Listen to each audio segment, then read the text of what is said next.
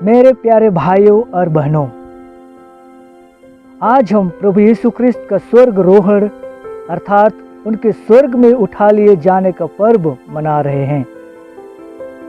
पिता ईश्वर की मानव मुक्ति की योजना के मुताबिक प्रभु यीशु क्रिसमस के दिन इस संसार में आए। हम सबों की मुक्ति के लिए पिता ईश्वर की इच्छा, प्रेम और उनकी योजनाओं को हमारे बीच में प्रकट किया। घूम घूम कर शिक्षा दिए और ईश्वरीय शक्ति का प्रदर्शन किया। मानव जाति के पापों की क्षमा के लिए वह क्रूस पर मृत्यु को स्वीकार किया। पिता परमेश्वर ने उसे मृतकों में से जीवित किया। जी उठने के बाद वे 40 दिनों तक शिष्यों के बीच रहे और बार बार उनके दर्शन में आकर उनके टूटे बिखरे विश्वास को जोड़ते रहे।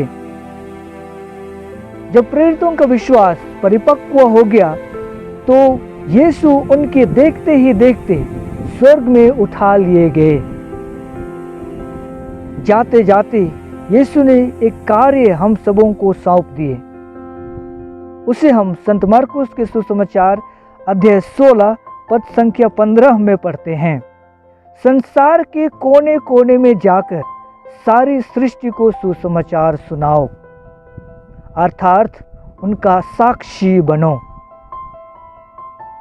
हम कैसे उस अदृश्य यीशु की उपस्थिति का साक्षी बन सकते हैं?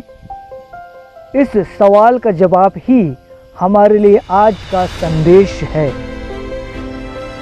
प्रेरित लोग जानते थे कि यीशु स्वर्ग में उठा लिए जाने के बाद भी उनसे दूर नहीं हुए, परंतु पिता ईश्वर के दाहिने विराजमान होकर सारी जगत के लिए मुक्तिदाता बनकर प्रस्तुत हुए।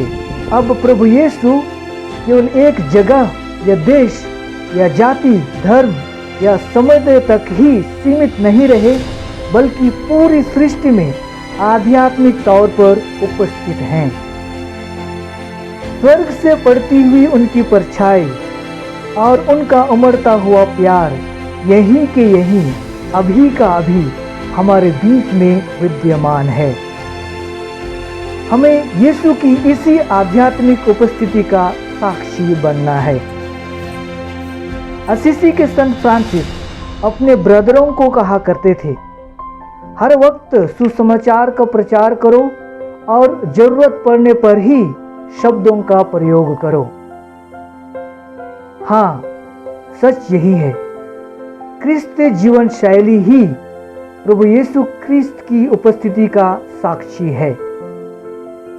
जब हम अपने प्रार्थनाओं में, चर्चाओं में, विचार विमर्श में, योजनाओं में, निष्कर्ष में, सामुदायिक और व्यक्तिगत जीवन में जीवित प्रभु यीशु क्रिस्त की प्रेरणा को खोजते हैं और प्रेम से उनकी शिक्षा के अनुसार जीवन जीते हैं, तो जरूर हमारा जीवन, हमारा समुदाय प्रभु यीशु ख्रिस्त की आध्यात्मिक उपस्थिति का साक्षी बनता है।